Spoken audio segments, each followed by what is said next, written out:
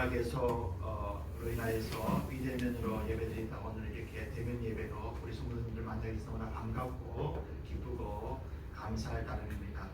오늘 특별히 주신 말씀을 통하여 이를 마지막 때 주일이지만 다시 한번 하나님의 군대라는 점을 통하여서 도전받고 새롭게 하루하루의 삶을 살아가시는 우리 삶이 되기를 소망하고 축복을 드립니다. 아멘. 여러분, 코로나가 발발한 지 1년이 지났다고 합니다. 그런데 여전히 우리 가운데 이미 이 코로나 바이러스의 모습들은 일상이 되어버렸고요.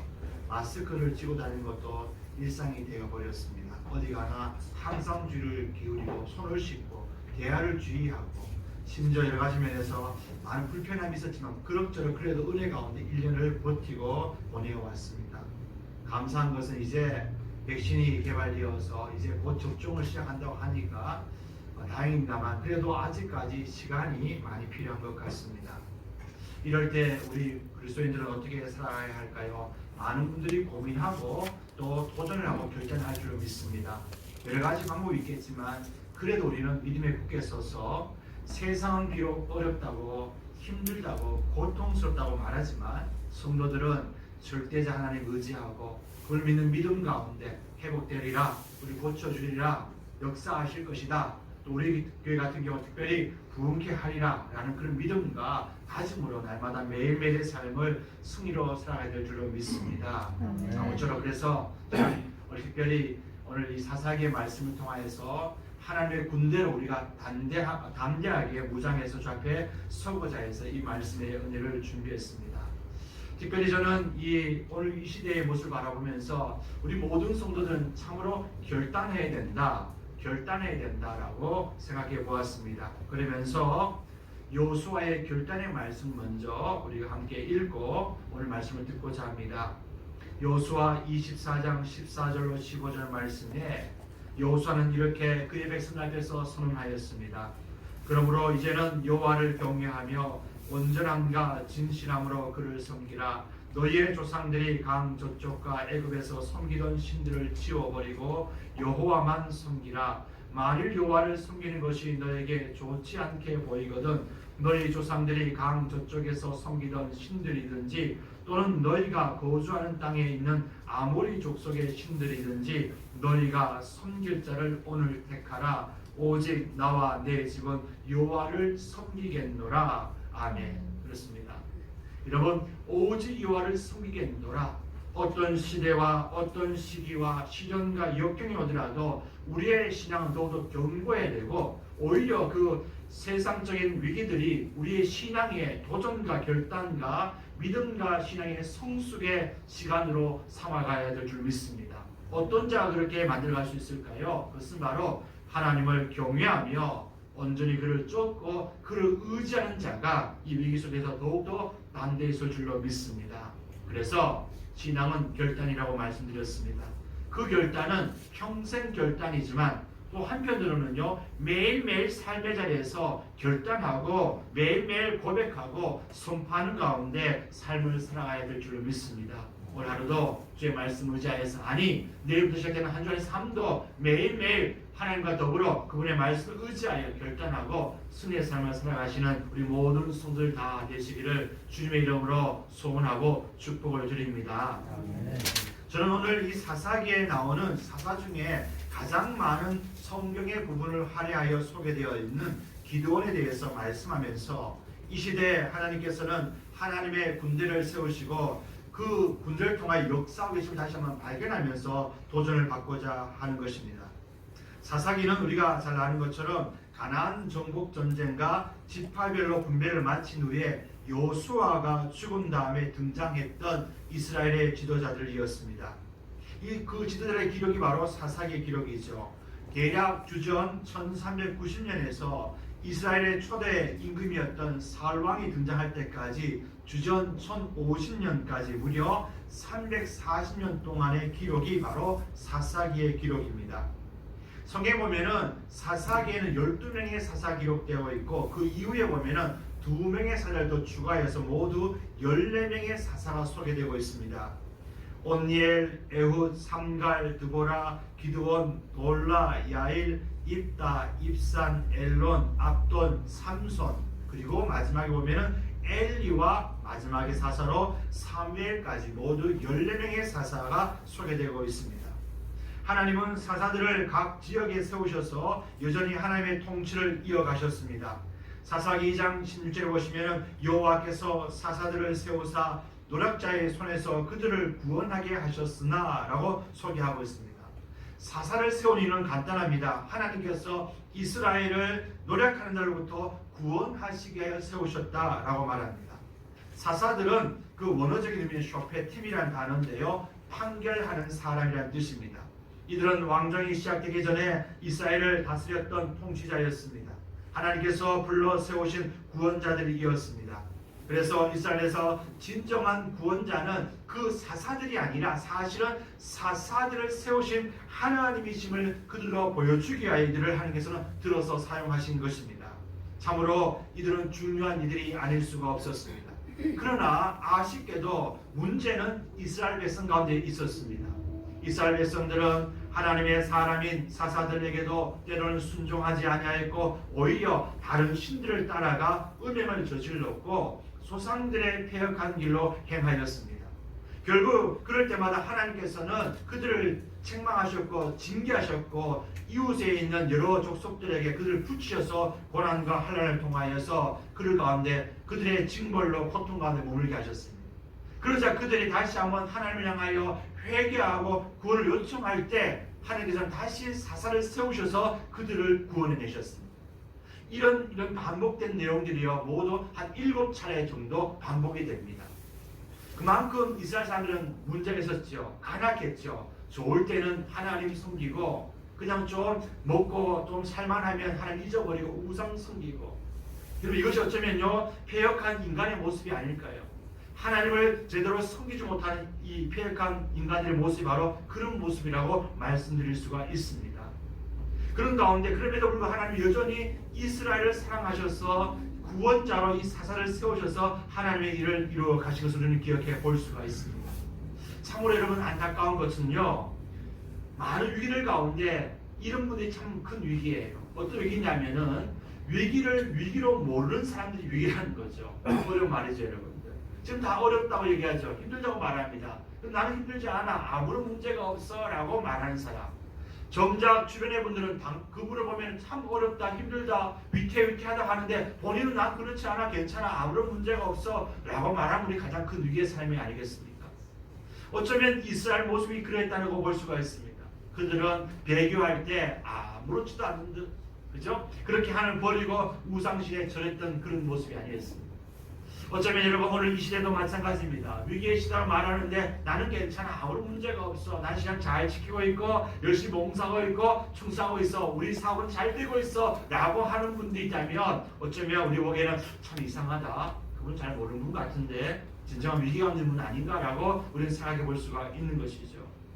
문제는 우리가 어려울수록 더욱더 하나님께 나아가 찾아야 되는데 이 7번의 악순환이 반복되지 않아야 된다는 거예요. 여러분 그렇습니다. 우리가 넘어질 수도 있고 자빠질 수가 있습니다. 그러나 다시 일어났을 때, 하나님의 믿음을 가졌을 때 우리는 다시 넘어지는 일이 일어나지 않도록 주의를 기울이고 조심해야 되는데 이 이스라엘은 그렇지 못했다는 거예요. 그래서 7번에 걸쳐서 악순환이 반복되고 있는 것입니다. 여러분 어려울수록 힘들수록 더욱더 우리의 마음과 생각을 붙잡고 주님 품에 믿음과 말씀을 부여잡고 교 안에 머물러 있어야 될 줄로 믿습니다. 아멘. 기드온은 미디안이 이스라엘을 괴롭히던 시기 주전 1184년부터 1145년까지 무려 40년 동안 이스라엘의 사사로 활동하였습니다. 하나님은 이스라엘의 탈을 두고 미디안의 손에 두어 7년 동안 괴롭게 하셨습니다. 그런 시기에 므낫세 지파의 요아스라는 사람의 아들이었던 기드온을 부르셨습니다. 그가 부름을 받았을 때 그는 미디안 군대의 노략질을 피하여 몰래 밀을 포도주 틀에서 타작하고 있었습니다. 그의 모습을 통하여 당시 이스라엘이 얼마나 이 미디안 족속으로부터 노략질을 당하고 고통을 당하였음을 발견해 볼 수가 있습니다. 그런데 여호와의 사자가 기드온을 부를 때, 우리 사사기 6장에 나오는데요, 부를 때 그를 향하여 이렇게 고백합니다. 큰 용사여 라고 해요. 큰 용사여. 여러분 사실 그는 큰 용사가 아닙니다. 방금 전까지 어떤 일을 했다고요? 미디안 군대의 노략질을 피해서 몰래 포도주 틀에서 밀을 타작하고 있는, 숨어서 근근히 자기의 생명을 부지하게 곡식을 타작하는 그런 연약한 사람인데, 여호와의 사자가 왔을 때 그를 두고 말하는, 너는 큰 용사다, 큰 용사다고 말하는 거예요. 좀 여러분 어폐가 있지요. 그런데 사실 이 큰 용사라는 개념은 지금 현재 그의 모습은 아닙니다. 그러나 그것은 어쩌면 하나님께서 장차 그를 세우셔서 사용하시고자 하는 그런 위대한 비전의 사람의 모습이라고 말씀드릴 수가 있어요. 장래인은 작은 사람, 두려움에 떠는 사람이 아니라 큰 용사로서 사용될 수 있는 사람이다라고 부르고 있는 것이죠. 여러분, 그의 이름의 뜻은 찍어 넘긴다 또 혹은 베는 사람이라는 뜻입니다. 그의 이름을 여룻바알이라고 하는 별명도 가지게 되는데요. 이 여룻바알이라는 것은 바알은 싸워라 라는 개념입니다. 이 의미는 뭐냐면은 이 기드온이 부름받은 다음에 밤중에 몰래 바알의 제단을 해파해버렸어요. 파괴해버렸어요. 그런 다음에 소문이 퍼지게 되는데요. 그럴 때에 그에 붙여진 이름이 여룻바알입니다. 그것은 바로 바알 신의 헛됨과 무능함을 조롱하는 뜻인데요. 바알이 진정한 신이며 능력지닌 존재라면 자신의 제단을 파괴한 기드온과 싸워보라 라는 그런 이름이 바로 여룻바알이에요. 그런 사실 참 좋은 이름이죠. 여룻바알뿐만 아니라 기드온 이름 그 자체로 상당히 좋은 이름입니다. 그런데 하나님께서는 그를 향하여 큰 용사라고 부릅니다. 그의 이름이 어떠하든지 중요하지 않습니다. 지금 그의 상황이 앞으로 그가 어떻게 될 것이나 더 중요하다는 것을 말씀하고 있는 것입니다. 큰 용사로 하나님께 쓰임받을 사람이라고 말씀하는 것입니다. 사랑하는 성도 여러분, 지금이 좋지요. 지금보다 더 좋아할 때가 있습니다. 내일이 더 좋으셔야 됩니다. 우리의 믿음과 신앙과 우리의 말씀과 경건과 거룩의 모습이 오늘보다 내일이 더 좋아야 됩니다. 아니 10년 후가 더 나가서 우리 하나님 앞에 설 때 더 아름다고 좋아야 합니다. 날마다 뒤처져서 무너지는 삶이 되어서는 안 됩니다. 그래서 어쩌면은 오늘 여호와의 천사가 와서 기도를 향하여 큰 용사로 그를 부르신 것처럼 오늘 우리 모든 성도들도 장차 큰 용사로서 하나님의 사람으로 귀하게 쓰임받기를 주 이름으로 소원하고 축복을 드립니다. 그러면서 하나님께서 오늘 그를 부르셔서 특별히 미디안과의 전쟁을 치름에 있어서 하나님의 군대를 세우셔서 사용하시고 있음을 본문을 통하여 발견해 볼 수가 있습니다. 우리는 잘 알지요. 300명의 용사를 세우셔서 하나님은 기드온의 군대와 더불어서 기드온과 더불어 미디안 연합 군대를 쳐부수는 그런 전가를 올리게 합니다. 저는 그래서 오늘 본문을 통하여서 하나님의 군대에 집중하면서 오늘 이 시대에 우리가 하나님의 군대로 세움받았다면 부름받았다고 어떻게 살아가야 하는가 한번 그의 교훈을 통하여서 한번 내용을 정리하고 결단하기를 원합니다. 먼저 기억할 것은 기드온과 300명의 용사는 하나님으로부터 부름받은 하나님의 군대의 수를 기억해야 합니다. 사사기 6장 34절에 보면 이런 말씀이 있습니다. 여호와의 영이 기드온에게 임하시니 기드온이 나팔을 불매 아비에셀이 그의 일을 따라 부름을 받으니라. 아멘. 여호와의 영이 기드온에게 임했다라고 말합니다. 일반적으로 사사로 부름받은 모든 자들에게는 하나님의 영이 임하였습니다. 하나님의 영, 여호와의 영이 임한다는 것은 그가 부름을 받았고 선택을 받았다는 것을 의미합니다. 구약 성경은 특별히 하나님의 특별한 사역을 위하여 성령 하나님의 충만하신 기름 부음의 임재 역사가 나타났음을 고백하고 있습니다. 마찬가지로 기드온도 여호와의 영이 그에게 임하여서 사사로 부름받아 사역을 감당한 것입니다. 이 말은 철저하게 하나님의 사역에 동참하는 일꾼들은 하나님은 반드시 그의 성령을 통하여 충만케 하셔서 기름을 부으셔서 사용하신다는 것을 말해주는 것입니다. 이 모습을 우리는 성경 여러 군데서 발견해 볼 수가 있는데요. 예수님께서도 공생의 사역을 시작하실 때에 세례를 받으셨는데 그때 성령께서 비둘기같이 그의 위에 임재하시는 모습을 성경은 기록하고 있습니다. 또한 오순절 마가다락방에 모였던 120명의 사도들 가운데서도 그들이 간절히 기도했을 때에 성령께서 그들 가운데 임하셔서 그를 통하여 능력의 역사, 복음전도의 역사를 감당케 하셨습니다. 그렇다면 하나님은 반드시 이렇게 그의 일을 감당한 사람들을 위해 항상 성령을 부으셔서 감당케 하셨다는 사실이에요. 더 놀라운 사실이 있습니다. 오늘 저와 여러분에게도, 이 시대에 사는 저와 여러분에게도 성령을 주셔서 우리를 통하여 성령 인침받게 하시고 구원받은 자로서 하나님의 일을 감당하게 하셨다는 사실이에요. 여러분, 성령 받은 사람의 특징이 뭡니까? 바로 예수님을 나의 구주로 고백합니다. 구원의 확신이 주어집니다. 그런 사람은 성령이 인침받은 사람, 성령 받은 사람입니다. 구약의 이 기도원뿐만 아니라 많은 사사들과 하나님의 종들뿐만 아니라 오늘 이 시대에도, 어쩌면 예수 제약뿐만 이 시대의 모든 성도들에게도 성령 받은 사람은 특별히 하나님께서 구별하여서 택정하셨고 하나님 도구로 사용하신다는 것을 우리는 이해해 볼 수가 있는 것입니다. 그러기에 저와 여러분은 더욱더 하나님의 사람으로 부름받은 삶을 기억하고 우리의 삶의 자리 속에서 하나님의 영광을 위하여 사는 삶을 살아가야 합니다. 그런데 한 가지 중요한 것은요, 그저 성령 받은 것을 먹는 것이 아니라 날마다 성의 능력을 옷 입는 성령 충만함을 사모해야 합니다. 성령 충만함을 다른 표현하냐면 성령님께 우리의 삶의 주도권을 완전히 맡겨버리는 것, 그것이 바로 성령 충만함의 모습이라는 것이죠. 내가 결정하고 내가 판단하고 내가 행동하는 것이 아니라 나의 삶의 주인 되신 그분께 성령께 맡기고 인도 따라 순종한 삶.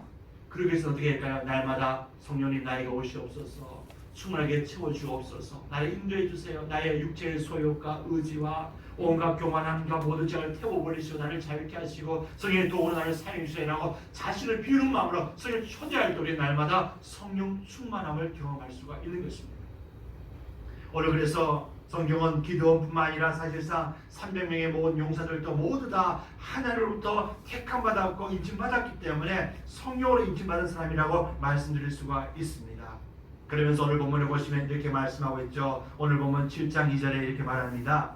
여호와께서 기도원에게 이르시되 너를 따르는 백성이 너무 많은즉 내가 그들의 손에 미디안 사람을 넘겨주지 아니하리니 이는 이스라엘이 나를 거슬러 스스로 자랑하기를 내 손이 나를 구원하였다 할까 함이니라. 아멘. 여러분, 지금 이 미디안과 전쟁을 벌이고 있는데요, 미리 말씀드린다면 이스라엘 군대의 모든 수는 약 3만 2천 명이 모였고요, 반대로 미디안군 연합군대의 모습은 13만 2천 명이 모였어요. 13만 5천 명이 모였어요. 여러분들 3만 2천 명 대 13만 5천 명, 대략 한 1대 4 정도 됩니다. 이 전쟁 하나만 하면 할 수가 없어요. 그런 어려운 가운데 있습니다. 그런데 하나님께서는 말씀하시기를 오늘 본문에 보면은 야 기도원아, 너를 따르는 것이 너무 많다. 3만 2천 명 적은데요. 하나님, 저 앞에 미디안 군대는 13만 5천 명인데요. 우리는 거기 보면 아무것도 아닌데요. 라고 말할 수가 있는데 하나님은 야 너무 많아. 그 중에 내가 돌려보내야 되겠다. 돌려보내야 되겠다. 라고 말씀해요. 이유가 뭐냐? 이유가 중요하죠. 혹여나 이 전쟁 가운데서 승리를 얻었다 했을 때 사람들은 생각하기 쉽게 거만해진다는 거예요. 야 우리가 했지. 하나님은 뭐 보이지 않았는데 우리가 했지 라고 자만할 수 있으니까 다 돌려보내라 라고 말합니다. 이 말씀 7장 2절의 말씀 속에는 이런 비밀이 담겨져 있습니다. 하나님의 구원 역사는 사람의 수에 달려있지 않다라는 선언입니다. 수많은 군대로 하나님은 구원하시지 않습니다. 그것은 자칫 사람의 수로 인하여 승리를 얻었다 하는 오해를 불러오기 때문입니다. 하나님은 사람을 통해서 하나님의 구원 역사를 이루시지만 하나님의 구원 역사는 사람의 많고 적음에 있지 않습니다. 철저하게 그가 하나님의 사람이라면 한 사람으로도 충분함을 우리는 성경을 통하여 기억해 볼 수가 있습니다. 두 번째, 하나님 우리에게 경고하신 것은요, 사람들은 쉽게 자만할 수 있다는 것을 경고합니다. 하나님께서 승리를 주셨음에도 불구하고 자신의 능력이나 힘으로 구원했다고 자부할 수 있다는 인간의 간악한 모습을 알고 계셨기에 그를 향하여 말씀하고 있는 것이죠. 스스로 자랑하기를 내 손이 나를 구원하였다 할까 함이니라. 여러분, 잘 나갈 때 조심해야 될 이유가 있습니다. 항상 은근히 하나님의 은혜를 고백하는 것 같지만 사실은 그것은 서두에 잠깐 언급하고 나머지는 전부 다 장황하게 내가 이렇게 열심히 했고 헌신했고 잘 만났고 똑똑하고 잘했어 이렇게 얻었어 라고 말하는 경우가 생겨요. 인간의 자만심을 자극해서 결국은 그렇게 교만하게 됩니다. 오늘 성도들은 항상 모든 것이 다 하나님의 은혜를 고백하고 겸손한 자신을 낮추어 하나님을 높여드리고 자신은 최대한 작게 그래야 그 사람은 진정 하나님 보시기에 겸손한 자로 오래 길게 복을 받아 누릴 수 있는 자가 되는 것입니다. 그래서 하나님은 경고하고 있는 것이죠. 그러면서 특별히 하나님은 하나님의 군대를 시험의 과정을 통하여 세우시는데요. 특별히 오늘 저는 이제 이 부분을 통하여서 오늘 성도들이 이 시대에 하나님의 군대를 우리가 세움받았다는 부름받았다는 사실을 믿는다면 우리는 어떻게 서야 되는가, 그 교훈의 내용을 한번 말씀을 통하여 되새겨보고자 합니다. 첫 번째, 하나님의 군대가 되려면 첫째, 두려움을 이겨내어야 합니다. 오늘 본문 7장 3절을 보시기 바랍니다. 누구든지 두려워 떠오는 자는 길앗 산을 떠나 돌아가라 하시니 이에 돌아간 백성이 22,000여 명이요 남은 자가 10,000명이었더라 그랬습니다. 제가 방금 말씀드렸죠. 이스라엘의 원수였던 미디안 연합군대는 13만 5천 명, 지금 이스라엘 군대는 32,000명. 그런데 하나님께서는 그 가운데 어떻게 하시냐면 첫 번째 말씀하시기를 너희 가운데 32,000명 가운데 두려워 떠는 자는 다 돌려보내라는 거예요. 여러분 잘 아시죠? 중과 부적입니다. 어렵습니다. 전쟁에 승리할 수 없으면 이 상황도 어렵죠. 숫자도 무시하지 못하죠. 그런데 이제는 더 큰 문제는 뭐냐면요, 전쟁을 하는 데 있어서 두려움을 가지고 있으면 전쟁이 임할 수가 없습니다. 그건 하나만 합니다. 하나만 합니다. 해보나만 합니다. 그 단적인 예가 오늘 본문 읽었던 본문 가운데 보면요, 이 미디안 군대 아말렉과 동방의 모든 사람들이 골짜기에 누워 있는데요, 밤중에 기도원이 몰래 영탄을 해보니까 어떤 문제가 있냐면 그 파수꾼들이 하는 대화가 나와요. 오늘 본문 7장 13절로 14절 말씀 잠깐 보겠습니다.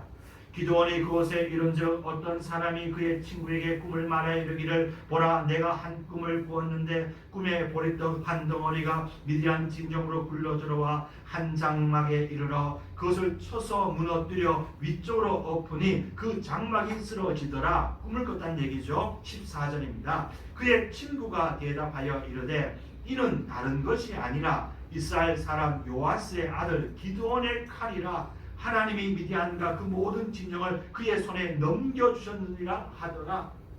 지금 이 파수꾼들의 대화를 들어보면요, 기가 막혀요. 기도를 들어보니까 저는 무슨 대화하냐 보니까 어쩌면 꿈 얘기하는데 그 꿈 얘기 듣는 사람이 말하길 야 그거는 그게 아니야. 지금 어떤 문제냐면 기드온의 군대가 기드온의 칼이 와서 우리를 다 쑥대밭이 만들어버릴 거야 라는 거야 라고 말해준다는 거예요. 여러분 이 말을 들으면 어떻게 될까요? 파수꾼이 전부 오금이 저려지겠죠. 두려움이 떨겠죠. 결국은요, 이 미디안 군대에 사실은 그 배후의 사랑이 돼서 그들 가운데 두려운 마음을 주셨던 것이죠. 무너뜨린 것이죠. 여러분 두려움이 있는 사람은 전쟁이나 승리할 수 없습니다. 도망갑니다. 오히려 전쟁의 모든 전략과 작전에 방해거리가 됩니다. 차라리 없는 말도 못합니다. 그래서 하나님께서 1차적으로 돌아가라. 그런데 놀라운 사실은 32,000명 가운데 22,000명이 돌아가요. 남은 사람 1만 명 정도는 그래도 해보자, 싸워보자 이런 마음 남아있는 거라는 거죠. 여러분 두려움을 가지고는 전쟁에 승리할 수 없습니다. 이 시대도 많은 환경들이 어려움들이 우리 가운데 두려움을 줍니다. 염려를 줍니다. 코로나 때문에 경제적인 어려움 때문에 물질과 환경의 어려움 때문에 우리는 어떻게 할까라고 걱정합니다. 그러다 보면 우리는 사실 전쟁도 하기 전에 이미 무장 해제당해서 넘어지기 쉬워요. 근데 성도들을 꼭 기억해야 됩니다. 뭘 기억할까요? 이 두려움을 극복하는 방법이 한 가지가 있어요. 어떤 방법일까요? 그것은 바로 절대자이신 하나님을 온전히 신뢰하는 것입니다.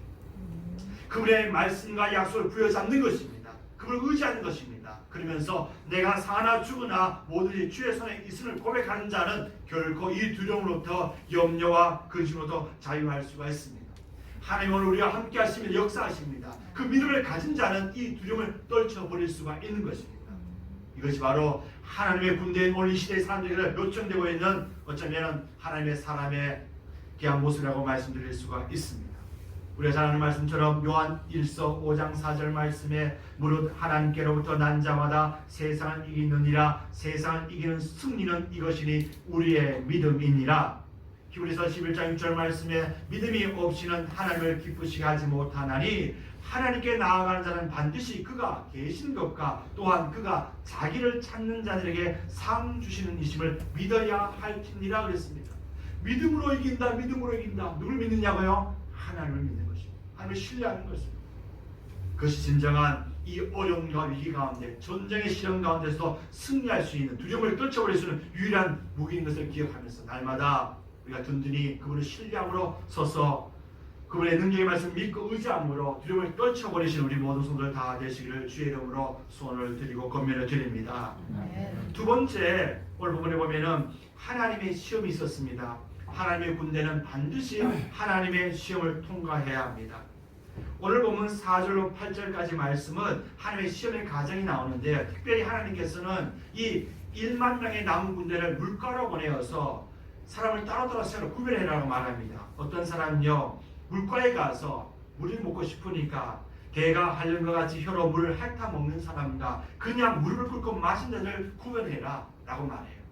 그래서 이 1만 명의 군대가 다 가서 물을 마시는데 그 중에 보니까요 물을 떠서 막 물을 끓고 그냥 개걸씩 먹는 사람이 아니라 물을 떠서 손을 웅큼 떠서 좌우를 사불면서 핥아먹는 사람들 몇 명이요? 300명이 픽업이 됩니다. 선택이 됩니다. 이들을 특별히 세우라 라고 말해요. 여러분 하나님께서는 어떻게 왜 이들을 세울까요? 300명의 사람을 세우셨을까요? 학자들은 이 두 종류의 사람 가운데 하나님이 선택했던 물을 떠서 입으로 혀로 핥아먹는 300명의 사람을 왜 세우셨을까라고 고민하면서 이렇게 생각해 보았습니다. 그들은 적어도 최소한 군인으로서 무장 해제하지 않고 어떻게 할까요? 주의를 잘 경계하면서 사명을 잘 분명히 인식하면서 마지막까지 자신을 절제하면서 물을 마셨다는 거죠. 여러분 이게 참 중요한 원리라고 볼 수가 있어요. 여러분 군인은요 결코 무장 해제 당하면 안 돼요. 제가 옛날에 짧게 군대 생활을 했는데 훈련이 있었는데 이 훈련 받을 때 제가 그 훈련하는 분들이 여러분들 절대로 총을 남에게 줘서는 안 됩니다. 제가 그걸 훈련 받았어요. 근데 야간 훈련이 갔는데 어떤 일이 있어가지고 이게 구덩이를 뛰어넘어야 되거든요. 그런데 앞쪽에 상사분이 오셔서 야 유상병 올라와 하는데 이제 총을 들고 올라가기 너무 힘들어요. 제가 밑에 있다가 올라가야 되는데 이 상사 되시면 야 총이 줘. 그 순간에 제 생각에 야 병사는 절대로 몸에서 총을 떼어놓으면 안 돼 라는 생각이 있었잖아요. 그래가지고 제가 그랬어요. 아이 총을 들 수 없습니다. 상사님 들 수 없습니다. 그러니까 야 임마 무슨 소리 하는 거야. 지금 올라와야 되는데 무슨 총 야 총 좀 뺏어가지고 잘 땡겨주셨어요. 여러분 그렇습니다. 여러분 군인은요 최소한 무장해제 당하면 안 돼요. 전쟁하는 사람은 항상 준비하고 있어야 됩니다. 오늘 바로 이 300명의 용사들은요 물을 먹는 순간에도 자신이 군인이라는 것을 항상 의식했다는 거예요. 두 번째 뭘까요? 그러면서 주위를 잘 살폈어요. 혹여나 적군이 오지 않을까 잘 분별하고 있었다는 거죠. 그다음 세 번째 뭘까요? 끝까지 자신을 잘 절제했어요. 목이 마르지요, 가라지요, 급하지요. 그럼에도 불구하고 자기를 절제하면서 혀로 물을 핥아먹는. 여러분 이것이 어쩌면 신앙의 태도라고 볼 수 있습니다. 예수님께서도 이런 비슷한 말씀 우리에게 말씀하셨어요. 주변의 제자라면 이 말씀을 꼭 기억해야 됩니다. 마태복음 16장 24절 말씀에 이에 예수께서 제자들에게 이르시되 누구든지 나를 따라오려거든 자기를 부인하고 자기 십자가를 지고 나를 따를 것이니라 그랬습니다. 예수 이 말씀 뭘까요? 예수를 쫓는 제자라면 예수님 바라보고 그 다음 뭘까요? 자기를 부인하고 자기 십자가를 져야 된다라고 말하는 것. 우리가 분명히 따라가야 될 분은 예수님이십니다.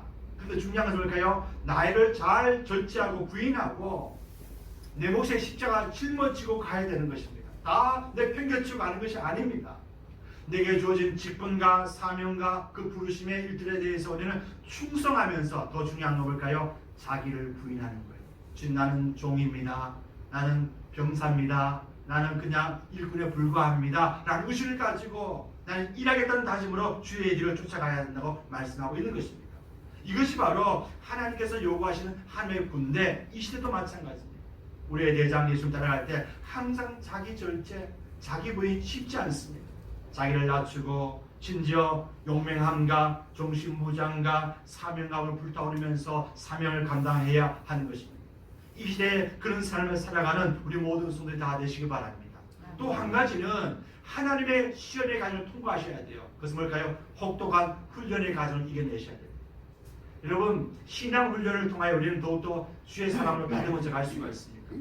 우리가 매일매일 말씀 보고 기도하고 새벽 기도하고 주중에 예배드리고 목장 예배드리고 전도하는 거 뭘까요? 그것이 일종의 훈련의 과정입니다. 그죠? 일종의 훈련의 과정입니다. 훈련을 계속 훈련해서 유사시에 정말 어려운 시기에 진가를 발휘하여 날마다 준비하는 것이죠. 여러분, 그래서 우리는 가만히 있어서는 안 됩니다. 항상 군인들은 의식을 가지고 준비하고 있어요. 훈련의 과정을 계속 반복해야 진정한 하나님의 군대로 거듭날 수가 있는 것입니다. 우리 가운데 수많은 시험이 옵니다. 이 시험이 어쩌면 우리의 훈련의 과정입니다. 이 코로나가 오늘 이 시대 한국교회 모든 성도들을요 강하게 훈련하는 훈련의 과정입니다. 어떻게 될까요? 이겨내셔야 되죠. 나가면 안 됩니다. 넘어지면 안 됩니다. 이겨내셔야 됩니다. 그럴 때 우리는 당당히 하나님의 군대로 설 수가 있게 되는 것입니다. 세 번째, 마지막으로 기억할 것은 하나님의 군대에게 요청한 것이 있어요. 이렇게 하나님의 부름받아서 인침받고 또한 사명감에 불타올려서 또 잘 준비된 것도 중요하지만 마지막 세 번째가 중요합니다. 그것은 바로 하나님의 명령에 절대 복종해야 합니다. 오늘 본문 7장 15절로 18절 말씀을 제가 다시 한번 읽겠습니다.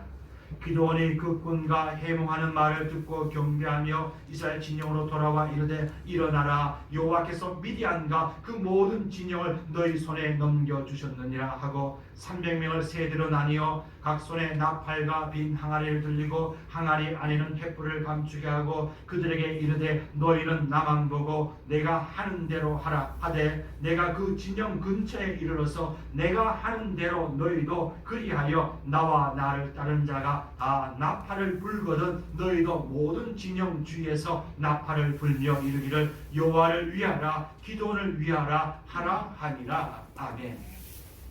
지금 전쟁하는데요 한 가지 이상한 것은 손에 이 300명의 용사가 칼이나 몽둥이를 든 것이 아니었습니다.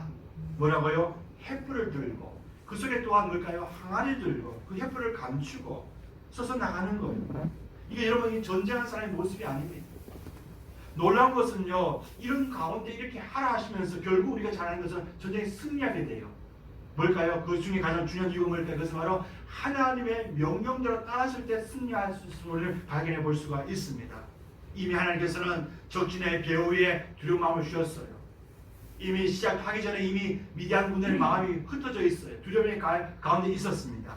그래서 드디어 이 기도를 통하여 명령합니다. 그 명령의 요점이 뭘까요? 기도원이 하는 대로 300명에서 똑같이 일사불란하게 행동해라 라는 명령이라는 것이죠.